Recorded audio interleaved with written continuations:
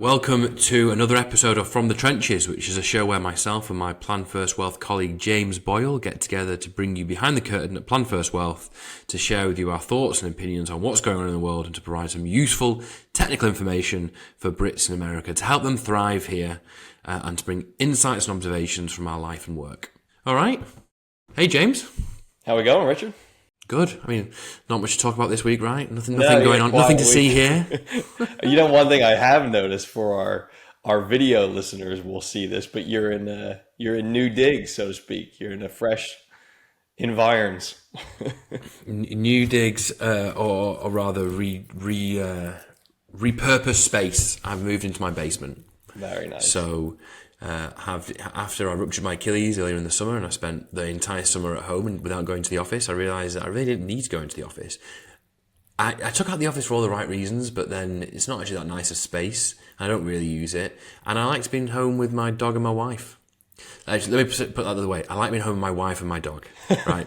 Priorities here. When we're at home, if I'm at the office all day and I come home, the only time we're at home together is when we've got the kids around and they take up all your physical and mental energy. Mm-hmm. And I just enjoyed hanging around and seeing more of her. I hope she would say the same. So I just decided to make this a usable space and move down here. It looks great. It sounds great. Was it always in the plans, you think, to set up the basement, or was this accelerated? No, this was just there was actually a golf net here. I used to before I ruptured my Achilles, I would practice my golf swing down here. But now I put these shelves up myself. One of them is definitely not straight. So if these books slide off mid conversation, that's a result of my deficient handiwork. If I see some holes dug out of the drywall, I know you're still hitting the holes. Yeah. Okay, right. So we alluded to a lot going on this week. We are recording this 2 days post-election, a week post-UK budget. A lot going on. Yeah, morning of November 7th for anyone listening, if you're curious of the context of when this was recorded. What a week, right? So what a week. So what can we say? America has spoken. That is true. Love it or hate it. And I obviously have my own thoughts on this, but the one thing I cannot take away from is the fact that America has spoken. And honestly, for me, that's kind of the most positive thing to come out of this, which might sound a strange thing to say, but one of the things I was dreading most was just the fallout post-election that was seeming inevitable, right? That a tumultuous episode would follow, and it looks like we've at least in the short term avoided that. So that's something to be grateful for, I guess. And I've also been reflecting these last couple of days, and something I'm kind of glad America has decided. At least we know what we're dealing with now, right? There's no kind of hand-wringing, coming up with explanations for, this is a bad campaign, or we don't know what we're getting. No. America knows what it's getting now, and it has voted decisively. And we'll talk about this. I'm sure inflation's played an enormous role in this as well, and that would have buggered up any incumbent. But ultimately, bottom line, America has voted, it has spoken, and we know where we stand. We know where we stand, and we just have to kind of crack on with it now, I think. Yeah, I think sidestepping the political analysis, which I'm sure our listeners are going to be sick of, and they'll be hearing for months, if not years to come. There was a swift reaction in the markets, right? Stocks jumped, yields jumped, the dollar strengthened. All of this, in some point, alluding to this idea of certainty versus uncertainty, right? So where I think people were anticipating a long drawn out legal battle or fight or, months of deliberations, that's not going to happen, right? Which is obvious. Now, some of that has been given back too. I saw the dollar has eased off a bit this morning. Obviously, day-to-day fluctuations are insignificant in the long run, but we will be talking about currency later. So movements in currencies and the dollar like that can have an important role in a financial plan. So it is what it is, and we move forward. It was a huge jump in the market. Huge. Enormous. Yep. And I think that's mostly just on the point I raised before, just on the certainty. I think everyone was braced for a period of uncertainty and chaos, and I don't think we're going to have that in the short term, and I think the market responded well. I suspect as well there's also an element of Wall Street thinks Republicans are better for business. I'm not sure how true that is. Certainly it's not played out if you look at market performance over the last 100 years. But there will be a period now of, if not deregulation, then at least a slowing down of regulation and quite possibly deregulation. And that is a double-edged sword. And tariffs, being introduced. And let's just call that rhetoric, because that spells disaster. That really does spell disaster. That spells a return of inflation, honestly. Yeah. But yeah, there is going to be a period of deregulation or lesser regulation, and I think Wall Street has reacted positively to that. So, yeah, here we go. Anyway, what's our message? As always, it doesn't matter who's in the White House. I mean, obviously it does on many, many reasons, but we're talking specifically about managing your money. Whether we do it or other people do it, and it doesn't matter who's in the White House. What matters is you get invested and you stay invested. Now, I don't know, presumably you have a different LinkedIn, not you, James, the audience have a different LinkedIn audience and pool to me, but I have just been inundated with chart after chart after chart showing don't pick your investment space on your president, get and stay invested. If you only invest during Republican administrations, you don't do very well. If you only invest during Democratic administrations, you do a little bit better because there'll be more of them, but you don't do very well. You do very, very well when you're invested through all of them. So that is, as always, our message. You'll get sick of hearing it, but staying invested is the right move. You know what always strikes me, and again, we talked about this a lot, but human instinct being a failed investor, there's a real temptation in times of uncertainty or these sort of seismic shifts or changes economically or politically to make a change, right, or to react. Or what I find maybe most fascinating is that oftentimes that temptation reaches people on either side of the event. So this is a very prominent example of that, right? We had an election coming up. In the run-up, we field questions. Should I be changing anything? What should I be doing differently? Should I reallocate? What should I be doing here? And the answer is no. And then in the fallout, we'll see the same thing. We've already gotten a couple inquiries about what should I be doing, and clients asking, is there anything I need to change here? And our philosophy is clear. We've said it time and again, stay invested, stick to your financial plan. And certainly if you're not a client of ours, we hope that your assets are invested in service of that plan. But that is the overriding factor that should rule out making bad decisions in a time of what feels like uncertainty and emotional unrest and things like that. Well, so it's all about being proactive, not reactive. Not reactive. And speaking of reactive, right, let's bring this to the UK. So just before we had the election in the US, we had the UK budget. And I have seen many UK budgets. I have never witnessed the hysteria that I saw coming out of the UK in the weeks leading up to this budget. It was wild. I just sat back and with my popcorn and just was like, wow, okay, people were losing their minds. A lot of speculation, rumors whipping around. I mean, it was a lot. A lot of, and look, it was a big budget. I'm not saying for or against it, but it was big. It was really big. We'll touch on some of the stuff, but raising a lot of tax in a way that I'm not convinced is good for the UK economy. But it was a big budget, so I guess some fears were founded. But crikey, people lost their mind. There was people were worried about capital gains tax going up to income tax rates, which would be horrific, but was very unlikely, I think. The removal of entrepreneurs relief, all sorts of stuff. But one thing, one of the issue we were fielding most, right, was the belief or the concern that Labour was going to do away with tax-free cash on pensions. Yes, that was huge. I mean, we fielded a number of questions on that.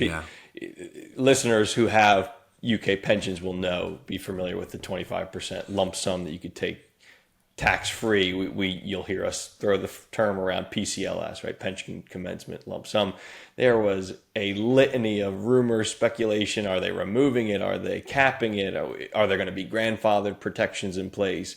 What should I be doing right now in the days leading up to this election? We had calls that were literally like, should I grab it right now and run? This is going to be a disaster. And obviously outside, we don't want to make choices based on speculation. And I think both of us viewed it as an outside chance that it would be certainly removed entirely or even capped. Not to say it couldn't happen. It's already capped. Yeah, exactly. Yeah, it is effectively capped. But I think they were worried James, about the cap being lowered. Just because our audience is supposed to be based in America, let's just specify, it's not even clear that it's tax-free in America. That's a great point. Yes. I'm not saying it's not, but it's just not clear. Yeah, there's no line in the treaty that you could point to that definitively states without the savings clause that it's tax-free. Well caught there, sir. Because there is. But there's a savings clause. But then is it a lump sum or, it gets very technical here, but I think it hinges on, is it a lump sum or is it not a lump sum? Which it clearly is a lump sum, I think. For me. I don't know. I can't remember which one it is, but it looks like a lump sum to me. But apparently, this is where the confusion, this very technical reading of law, it's crazy stuff. This treaty analysis. But anyway, do you know what I saw after the budget when obviously the 25% wasn't eliminated? I think it was in the Times. I saw the UK Times. Someone had written in saying, "Look, I took my excuse me, I took my PCLS lump sum. Can I put it back?" Which you can't. You can't. Done. There's no takesies, backsies kind of mechanism, is there?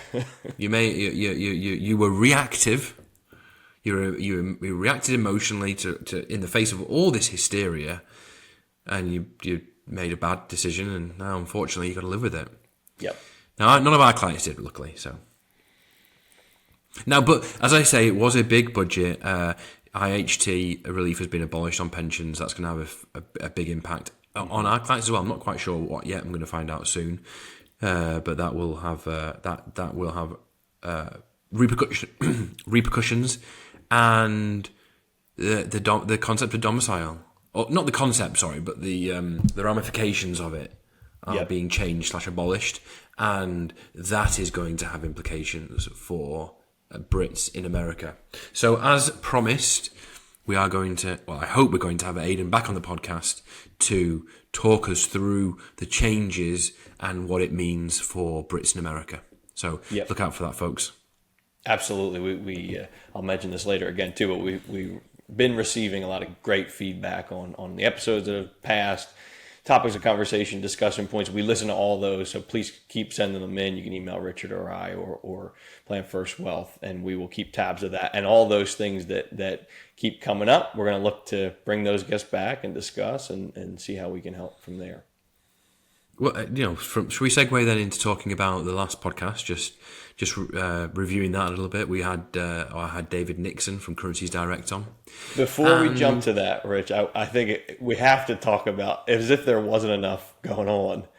As we sit here today, 2 p.m. Eastern American time, the Fed will announce the next rate move. So, just for context for everyone, I'm sure you're paying attention to the interest rates. The Fed's preferred inflation measure dropped to 2.1% last month. That's a PCE index. All signs point to another cut, not the jumbo 50 bips. I think we're going to see 25 bips. It is possible they skip. I think that's unlikely, but we'll know today. And then we have one more meeting, obviously, before the end of the year. I think that's December 18th that we'll see. And the Fed will talk a lot today about data-driven decisions and see what comes in over the next few weeks, but expect the 25 bips cut today. As if there hasn't been much excitement this week, we have some more. They're putting down interest rates, but mortgage rates remain high. I heard today mortgage rates, long-term rates are still like 7%. Mm-hmm. So, and yields just jumped, right? I think the 10-year jumped 30 bips in a day. So it's a give and take, right? And we'll see what happens after year end, but keep calm and stay invested. Okay. Right? All right. So we had David Nixon, Currencies Direct on, and I had him on because I am still surprised by how many people still transfer very big sums of money through their banks. Yes. Yes. And I think that's a very bad idea. Now, I never ever use my bank to transfer any sum of money around. Smaller sums of money, I use wise.com. It's very convenient for smaller sums of money. All online. It's a really great service. That's wise.com. Used to be transferwise.com. But for larger sums of money, I will generally gently advise clients to use a currency broker. Someone like Currency Direct, there are others as well, for two reasons. One, because, well, actually three reasons, but mainly two. The first reason is simply pure cost. You will get a better rate from a currency broker than from your bank, and a substantially better rate. Yep. Like 2 or 3% better usually. So if you're transferring $1 million or £1 million, we're talking 20, 30 grand. That is real money. Mm-hmm. Now, on top of that, you will get a better service. They will a good one will handhold you through this process. You will have a WhatsApp or a telephone number directly to a human being who is owning this and is going to see it through with you, and who does this day to day, whereas banks don't necessarily, and will know the obstacles that you're likely to encounter to help you preempt them and avoid them. You will have a better experience. You will deal with a human being. It will likely happen faster. You will encounter fewer issues if you choose a good one, and you will save money. It is a no-brainer. Win-win-win. And I had him on because people still go to the bank. I'm amazed people still go to the bank and transfer significant sums of money. I see it all the time, and I wanted to just be part of promoting the message that there's a better way. Banks are wonderful. I'm not bashing banks, but just for this, there is better. They're special. And I should say, yeah, I did mention a third. There is a third. It's a bit more specialised, but you can do things like forward contracts, and there's ways to lock in rates when when you're buying property, but it takes time, and you don't want to have exchange rate risk, or you want to keep money in your account earning interest. There's options and bells and whistles that you can get with a specialist currency broker that you're not going to get with the bank. So. Two really good reasons applicable to everyone: save money, better experience. And a third one depends on what you're doing, but you might have more options, more bells and whistles that might be applicable if you're buying property or other bigger transactions. So one of the things that struck me in that conversation is it's such a clear and easy win in an industry, in a very specific specialization that we look at consistently, where those kind of clear and easy wins don't always exist, right? We deal with a lot of gray areas, a lot of subjectivity, a lot of uncertainty. But if someone is planning to move a significant sum of cash using their bank, telling them to use a broker or use a transfer service that specializes in this, that's an easy way to save some money, make things smoother, give yourself the peace of mind of having someone on your side looking to make sure that it's, as seamless a transaction as possible. Do it. We'll keep ringing that bell. We are completely. But you're up against the same thing we are in many ways. The comfort, real or otherwise, that people perceive in big name brands and banking brands, and especially money. Money is such a sensitive topic. Yep. And people are rightly so scared to lose it. They perceive safety in these things, and sometimes that's absolutely right. Banking with a JP Morgan Chase versus a local small bank, maybe, or even Silicon Valley Bank, apparently. But other times, it's more perceived rather than real, I think. So yeah. One other piece too and this is sort of tangentially related, but it's something we see fairly often, is this inertia or unwillingness to take action because they're unsure, the client or the prospect or someone is unsure how to go about this in the best way. So instead of moving that lump sum of a couple $100,000 in the UK bank that's been paying you nothing for 2 years, they sit on it because there's validity to this, right? They don't want to make a false move. So instead they take no action. And that can really hold you back. There's opportunity cost there, and sometimes our job is to just spread awareness of these services that exist and outline how to do it. That can really make a difference. It's kind of horrifying to think about how much of our job is actually just nudging people out of inertia. Yeah. Mm-hmm. Mm-hmm. But that's got a real value. it has got a real value. There's a great diagram by drawing by Carl Richards, which shows someone taking lots and lots of little steps over a prolonged period of time. And if you look down 30 years, it's a lot of what we do is just that. It is. Yep. I call it opportunities and landmines, taking advantage of all the opportunities, little opportunities every week, day, month, year as they come along, avoiding all the landmines that can trip you up, from overspending, from selling out, from the tax things that can blow up here. Yeah. Just if you take advantage of opportunities, you avoid the landmines, you do that for 30 years, God, you can have a huge, huge result. Yep. There are things that in the moment feel enormous or insurmountable, right? But taking small steps vastly improves outcomes, plans, goals. It's important. Well, so moving on, should we just touch on? We were going to mention talking about outcomes. I posted on LinkedIn recently after I came out of a really rewarding client meeting about I just had one of those meetings that financial advisors or financial planners love, and you get to sit down with someone and show them, demonstrate to them that they're going to be okay. They can live the life that they want without fear of ever running out of money, no matter what happens. And kind of like and you got a lot of love from fellow advisors who know what that feels like. Yeah. And I thought we'd just spend a minute riffing on this because that really is the best part. Everyone thinks it's all about money and investments and tax, and it is all of those things. What it's really about is helping people live better lives. And whatever that means for them, setting them free.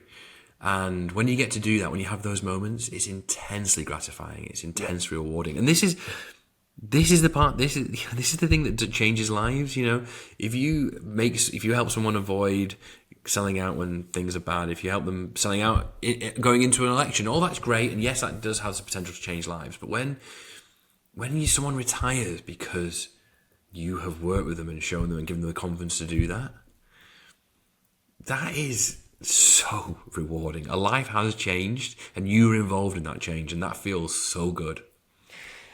Absolutely. There's always reasons to be uncertain, right? So sometimes people use it talking about not taking action, right? Or maybe they wind up continuing to work even though they might not like their day-to-day, or they're wishing they could step back. Being able to show to someone in black and white. Now, of course, things can change, but you are ready. You can step away. And some people will continue to work, and that's an enormous amount of peace of mind and comfort and confidence knowing then that work is optional, which can interact with how they view their day-to-day, right? But when someone says, look, I open the curtain and I'm thinking, I just can't do this today, knowing that work is optional, right? Getting to that status and saying, you could pack it in, you could go mountain bike or take that world cruise or travel Europe that you keep talking about, that is enormously impactful. Doesn't happen as often as we would like, I think, right? Just by the nature of people working and things, but when it does, it's special. Part of it, like the job part of it, the rewarding job part of it is the building these models, bringing these tools to bear to show people that they can, how their life's unfolding. No facts about the future, everything's changeable, but you've got to have a plan, in my opinion. But the mission, the real mission, that the fire in my belly comes from, and I feel this more every year that passes, honestly, is waking people up to the fact that they have one shot at this. We get one go at life. And within that, you really, for most of us, you have one window where your stars align. And by stars, I mean, hopefully, for most of us, health, wealth, and time. Mm-hmm. When you're younger, you have all the time in the world, you have no wealth. When you're in the mid part of your career with little kids like I have right now, you've got no time whatsoever. When you're older, and it happens to us all, it's coming, you're not going to have this health. Even if you're in good health for a 90-year-old, you're not getting on and off planes and in and out of boats, you're not going scuba diving. Maybe your 90-year-olds in the future will, but not yet. So you have this window of like 50, 55 to 70, 75, maybe 80. We're definitely living longer, but you have this window of 20 years or so where you hopefully have health, wealth, and time. And if you do not take advantage of that, it is going to slip through your fingers. And you're going to be looking back thinking, oh shit, I should have done that. I should have gone here with them. I should have done that with them. I should have helped them out with this. And the mission is to wake people out. And people need literally shaking, because we're all just, especially in this country, this culture of work to buy more. I think Europeans chafe against it a little bit here, and they all want to retire earlier. But Americans are absolutely, it's what makes this country such a powerhouse, honestly. But that's great, but you only get one life. And you've got to, I believe, you've got to try and take advantage of that window, or it's gonna pass you by. And that's the mission for us.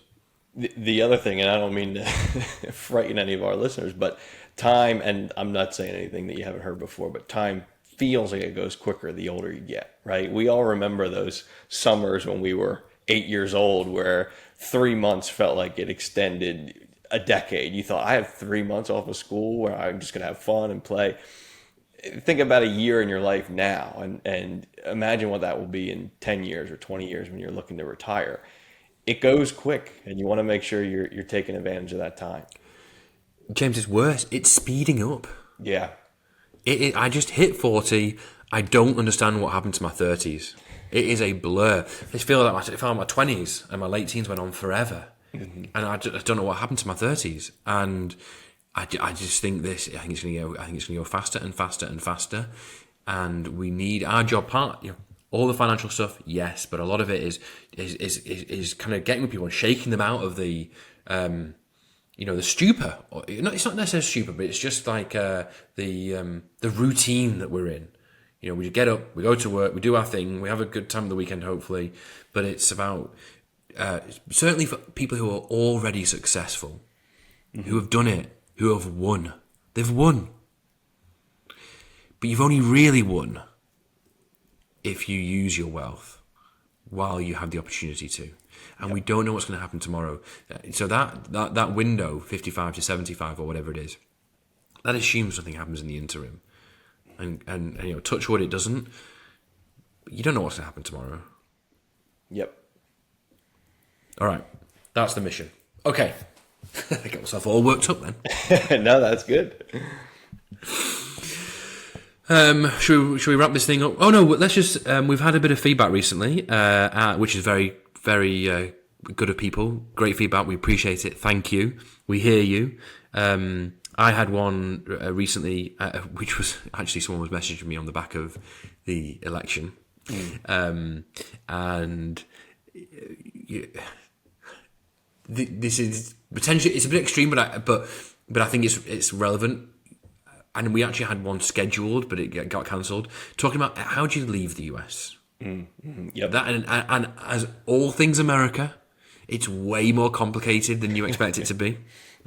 So that's absolutely is going to be on our agenda soon. We're going to get some tax attorneys in to come and talk to us about how you extricate yourself from America. I think it's a question we're going to be fielding more of, right? Which is understandable, and especially with our clients who are on the edge or on the bubble, right? Or deciding 2-3 years from now, what do I want to be doing? Where do I want to be living? How do I want to be spending my life? Going to this idea of using your time. Certainly anecdotally, I've seen an increase in those inquiries, right? What should I be thinking of? Are there things we can do now to take advantage of a potential move back? And I truly only think that's going to increase the next few years. So it's an important topic. And like you say, Rich, there are a lot of complications that come up that people either aren't thinking of or are misunderstanding. And I think we absolutely need to spend some time on that. James, I don't actually think more people will leave. Maybe around the edges, but broadly, I don't think more people will leave because grandkids win out. Honestly, That's the big and thing. a lot of our clients have kids here who then have kids here and are staying here, and proximity to the grandkids wins out in my experience. Yep. That being said, I still think there's value to it because there are people who will and are going back, but also I think people just want to know. Yep. Even if I'm not going to take advantage, even if I'm not going to open that door, I want to know how. If I wanted to, how do I go about it? What do I need to be aware of? What are the obstacles? So there's value in it just for that reason. Major comfort in knowing that door exists, right? And how to access it should you decide you want to. You're right. I think planning ahead is the right move there too. You should be considering those things, a few years in advance if possible. And to the chap who messages through the website, thank you. Yeah, we are going to have Aidan back on. He's going to come. The man himself's going to come in and tell us all about it. Yes, we got some feedback based on, as you said, Richard, and we alluded to earlier, the non-dom changes, residence-based criteria for IHT, all of those things I think will be really important discussions. I'm interested to see if there are, firm understandings yet of how those things play out, particularly in how they interact with the tax treaties. I know the UK has said that there will be no changes to those estate tax treaties. So I'd be interested to hear how those differences, that tension would interact. So good topic. And I appreciate the feedback again. Keep them coming in. It keeps us on our toes and lets us know what our listeners are thinking about, discussing amongst themselves, concerns, questions, always helpful. Good. All right. Should we wrap this up? Yeah, we got our pick and mix. And on a good note, on a busy week. Okay, I went first last time, so you show your hand this time. This is a good. So I have two, and they're related, sort of tangentially. But I'm gearing up for a holiday away here. We're taking a trip to Iceland, so I like to be on theme with my books and things like that before a trip. So I'm reading this book. It's called Names for the Sea. It's an author, Sarah Moss, who I think she's actually from Manchester originally. And she moved to Iceland with her young family, and it's sort of a memoir about her experiences as an expat, navigating a foreign culture. A very foreign culture. Very foreign, wow. Yes. Fascinating, really, and beautifully written, I should say. It's really accomplished writer. I'm not familiar with her. I think she writes fiction mostly, but this was this was a non. Oh, so she was a writer. This is not like just her memoir that's blown up. She was already a writer. She was already a writer. Yeah. I think she seems pretty well esteemed too. Very fascinating for people listening to this. If you are new to the journey as an expat, or if you're considering, I know we have some listeners back in the UK or Europe who are thinking about moving to another country.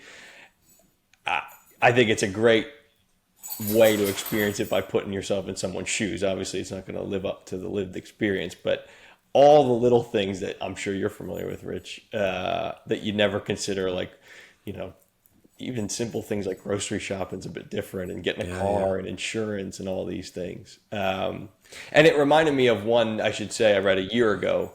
You familiar with Anthony? I think his name, I'm going to mess up the pronunciation here, but Anthony Dewar, who wrote, he wrote a World War II book called All the Light We Cannot See that got all kinds of... Oh, yeah, I've read that. Yeah. So he wrote a very similar type of memoir called Four Seasons in Rome. Him and his family, young family, moved to Rome for a bit, and describes their experience.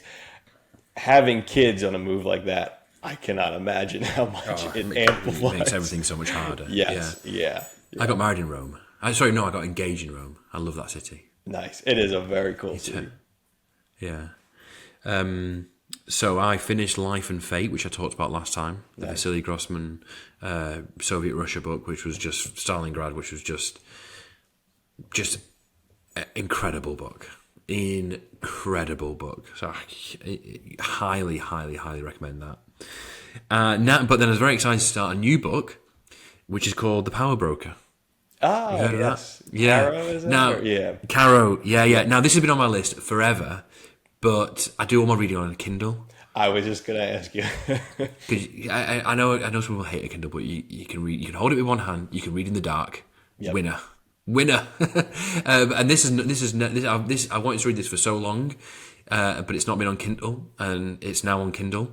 So I am well into it, and it is really. This guy won the Pulitzer Prize for it. It is brilliant.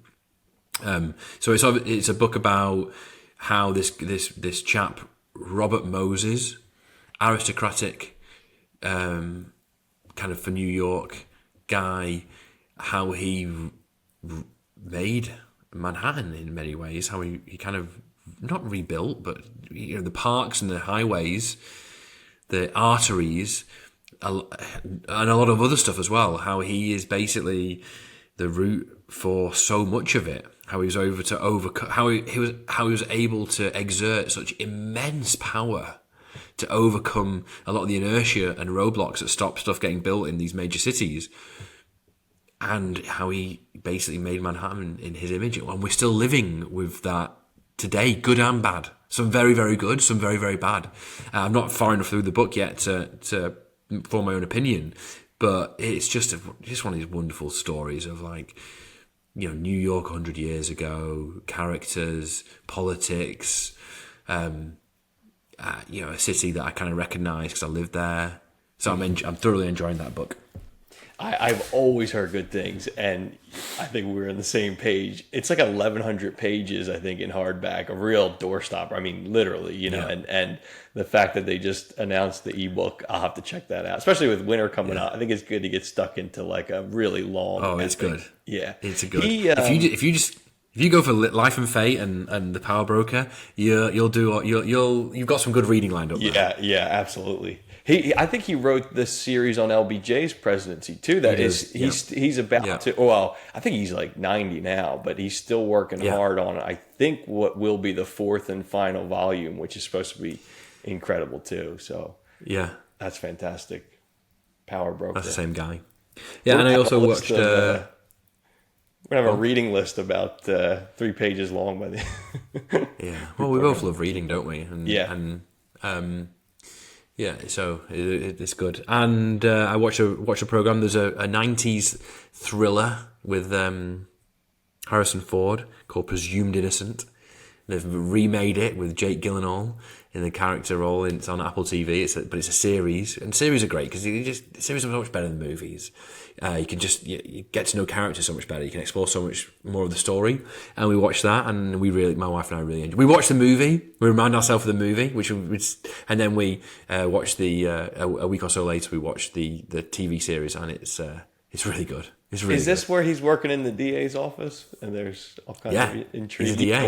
We watched it. We really enjoyed that. I did not know there was a Harrison Ford movie. I'll have to check that out. Yeah, it's the original. Excellent. He's great.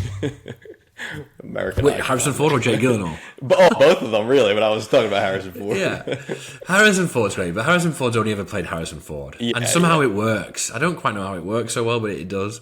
But I think Jake Gyllenhaal's great as well. He's excellent. Yeah, he's good in that show too. He plays a good. I won't give any spoilers away, but you're kind of wondering, what kind of character. You don't really like him, do you? No. Yeah, he's not the most likable protagonist. Yeah. No. He plays that kind of role really well. Yeah, and I won't talk about it now, but we've got stuck into the Penguin, which is yes. I mean, that is looking good. I haven't started that, but I've heard good things. Yeah, we're enjoying it so far. Really enjoying it. I think one of the leads in that is from where I grew up, basically. That's always a nice bit of. Yeah, she plays the. I haven't watched it yet, but is she like a mob boss's daughter? I think she's like the second lead. I don't know. You mean the girl, the woman who was in the first wife in Wolf of Wall Street? Yes, that's her. She's from your neck of the woods. Yeah, she's from. Yes. For anyone listening who's familiar with Southern New Jersey, Cherry Hill, New Jersey, I believe, and we're always proud of hometown heroes.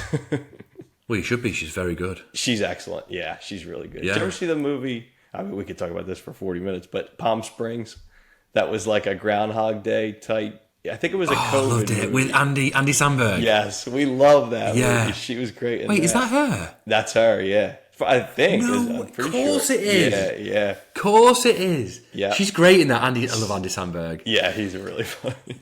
That's a good movie. Yeah. Yeah. We have seen that a couple of times. Really enjoying it. Very happy. You're going to exit that movie feeling good.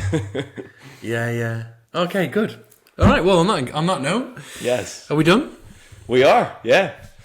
Don't be shy, listeners. We talk about feedback and everything. You can reach us, James at planfirstwealth.com, Richard at planfirstwealth.com. We really appreciate everyone listening, leaving reviews, liking and subscribing on YouTube. Do we know next episode what we're going to be looking at as a little hint? We do. Can't remember. I think it's. I've got Misty on to talk about pre-Medicare health insurance for people who want to retire before 65, which is every European, right?